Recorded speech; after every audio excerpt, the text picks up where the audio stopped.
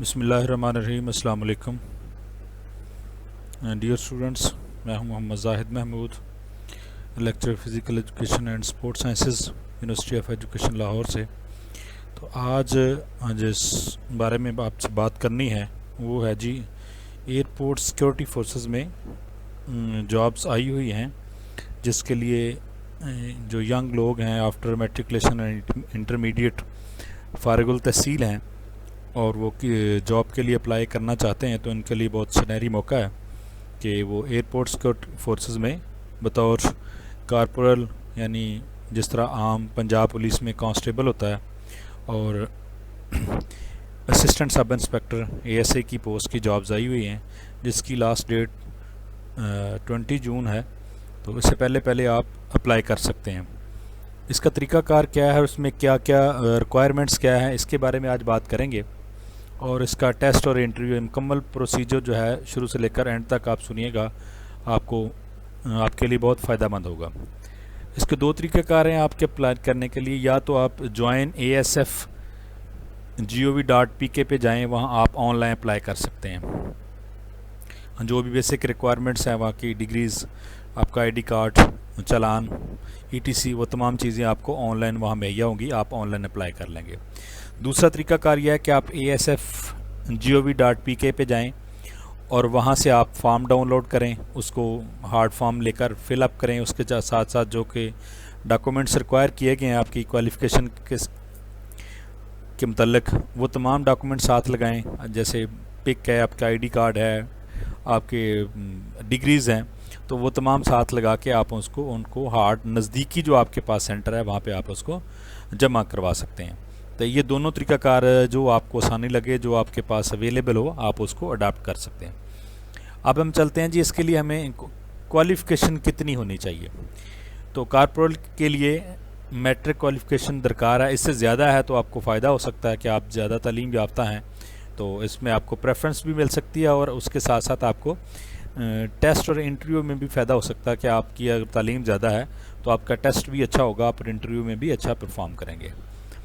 जो assistant sub inspector है उसके लिए क्वालिफ़िकेशन जो है वो FA FSC है, या इसके अलावा इक्वलेंस है 20 ईयर्स ऑफ एजुकेशन, आपने DCOM ICOM किया हुआ है, तो ये तमाम लोग जो हैं ये एलिजिबल हैं, ये तमाम लोग अप्लाई कर सकते हैं। इससे ज़्यादा अगर आपकी ग्रेजुएशन भी है, आप तब भी अप्लाई कर सकते हैं।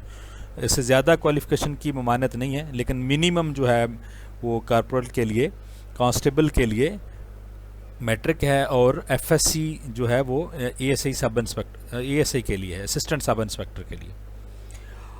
अब वो कौन सा बंदा अप्लाई कर सकता है, उसके लिए क्या रिक्वायरमेंट्स हैं। फ़िज़िकल मेजरमेंट्स आपकी कितनी होनी चाहिए। आपकी हाइट 164 सेंटीमीटर होनी चाहिए, और चेस्ट जो है 81 से 85 से मुराद ये है कि आप जब चेस्ट मेजर करते हैं तो वो आपको कहते हैं कि लंबा सांस लें और सीने को फैलाएं। तो आप ज़ोर से सांस लेते हैं और सीने को फैलाते हैं। इसका मकसद ये होता है कि जो हार्ट पेशेंट होते हैं लोग, उनका ये बगाए बहुत बड़ा टेस्ट करने के, ये छोटे टेस्ट से पता चल जाता है कि उनको हार्ट का इशू है, वो अपने हार्ट को फुली तौर पर वो नहीं फैला सकते। तो इसका मकसद ये होता है। आगे वेट है, वेट अकॉर्डिंग टू BMI एक फार्मूला है, वो मैं डिस्क्रिप्शन में दे दूंगा। वो है बॉडी मास इंडेक्स। आपके जिस्म में मसल्स हैं, पानी की मिकदार है, बाकी सारी चीज़ों की है। तो यानी आप आइडियल एक बाकायदा चार्ट होता है आप मेल और फीमेल का, कि आपकी हाइट के लिहाज से, आपकी एज के लिहाज से आपका कितना वेट होना चाहिए। तो वो फार्मूले के मुताबिक हर कोई, मैं फार्मूला यहाँ शेयर कर दूँगा, वो हर कोई अपना खुद निकाल सकता है। इसका वेरी सिंपल फार्मूला तो वैसे ये है, फार्मूले से हट के, कि आपका जितना हाइट आपकी है उसको आप सेंटीमीटर में मेजर कर लेंगे तो उसके मुताबिक आपका वेट होना चाहिए। आगे इसके लिए एज कितनी दरकार है। आपकी एज 18 से 30 साल तक होनी चाहिए, और इसमें कुछ लोगों के लिए जो डिफरेंट फोर्सेस से हैं या किसी और अदारे से हैं, जो ऑलरेडी इन सर्विस हैं, उनके लिए NOC भी दरकार है, और उन्हें कुछ एज रिलैक्सेशन भी मिलती है। तो मिनिमम 18 और maximum 30 years of age require है। किसी को 5 साल की रिलैक्सेशन है, किसी को 10 साल की है, और फिर उसमें वो उन लोगों के लिए है जो ऑलरेडी जॉब कर रहे हैं, ये पुलिस में कोई कर रहा है, कोई एयरफोर्स में कर रहा है, तो वो वहाँ जाना चाहता है, एयरफोर्स सिक्योरिटी फोर्सेस में जाना चाहता है, तो उसके लिए कुछ रायत भी है कि आपको 5 साल या 10 साल की एज रिलैक्सेशन मिलेगी, और उसमें कुछ पाबंदियां भी हैं उनके मुताबिक, उनको मैक्सिमम 10 साल मिल सकती है या कितनी मिल सकती है, और वो भी इसके साथ कि अगर वो अपने महकमे से एनओसी लेकर आएंगे। एनओसी में नो ऑब्जेक्शन सर्टिफिकेट, आप जिस अदारे में मुलाजमत कर रहे हो उस अदारे से आप बाकायदा परमिशन लेते हैं कि मैंने इस जॉब के लिए अप्लाई करना है। कि फ़र्ज़ करें कोई कांस्टेबल की जॉब कर रहा है तो वो एएसए के लिए अप्लाई करना चाहता है, तो वो अपने अदारे से परमिशन लेगा कि मुझे एनओसी जारी किया जाए ताकि मैं इसके लिए अप्लाई कर सकूँ।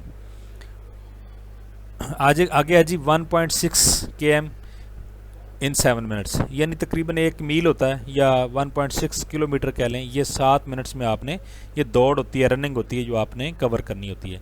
इसके लिए आपको बाकायदा प्रैक्टिस की ज़रूरत है। अभी आपने अप्लाई कर दिया है या आपने अप्लाई करना है तो आप अभी से रनिंग स्टार्ट कर दें। डेली बेसिस पे आप सुबह के टाइम आप 1.5 नहीं बल्कि 2 से 3 किलोमीटर भागें रोज़ाना। इतनी प्रैक्टिस करें ताकि आप 1.6 आपको बिल्कुल आसान टारगेट लगे जब आप मुकाबले के लिए, जब आप वहाँ रनिंग के लिए जाएं। बहुत सारे नौजवान माशाल्लाह सेहतमंद और नौजवान होते हैं, हट्टे कट्टे होते हैं, लेकिन यह है कि उनकी प्रैक्टिस नहीं होती, इस वजह से वो इस इवेंट से ही पहले इवेंट में ही बाहर हो जाते हैं। ये फ़िज़िकल एफिशिएंसी है जिसमें 25 पुशअप्स हैं इन 2 मिनट्स, वहाँ 22 लगाते हैं, 20 लगाते हैं, लेकिन आप अपना टारगेट 25 से 30 का रखें ताकि आप बिल्कुल आसानी से लगा सकें। और जो भी कोई ना कोई खेल खेलता है, किसी न किसी खेल में हिस्सा लेता है या फिज़िकल एक्टिविटी में हिस्सा लेता है, कोई ट्रेनिंग वगैरह करता है, तो उसके लिए 25 पुशअप तो कोई इशू नहीं है, और वो भी 2 मिनट बहुत टाइम है। 25 सेटअप, और ये भी तकरीबन वहाँ 20-22 लगवाते हैं। मैंने 25 इसलिए लिखा है कि आप 25 भी नहीं बल्कि आप 30 का टारगेट रखें ताकि आपके लिए फिर 20 बहुत आसान होंगे।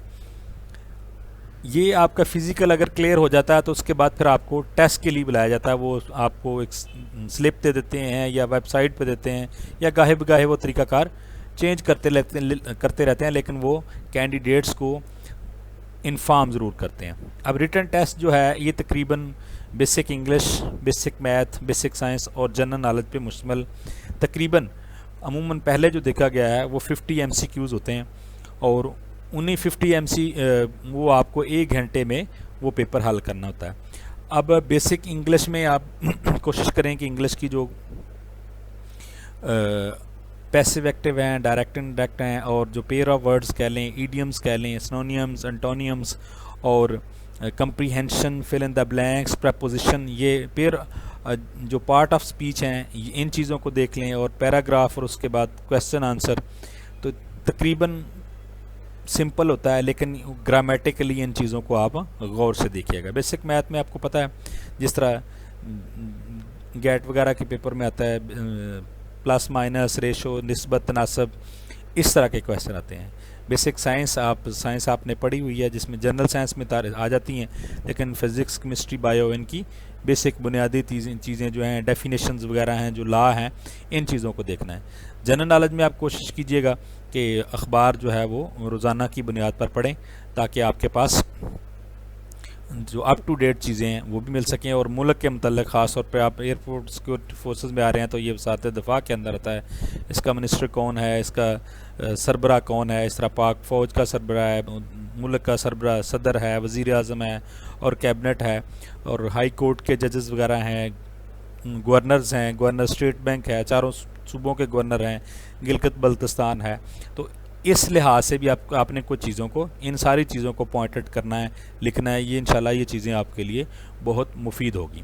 अगर इन तमाम चारों जो बेसिक चीज़ें हैं, बेसिक टेस्ट के आपके एलिमेंट्स हैं, इसको आप क्लियर करते हैं तो उसके बाद अगला मरला आता है आपके इंटरव्यू का, और ये बहुत ही अहम मरला होता है। बहुत सारे लोग जो हैं वो टेस्ट में बहुत अच्छे मार्क्स ले जाते हैं, काम कर लेते हैं, लेकिन इंटरव्यू में जाकर वो लोग उनको मसाइल दरपेश आते हैं, क्योंकि वहाँ फ़ेस टू फेस चीज़ें होती हैं।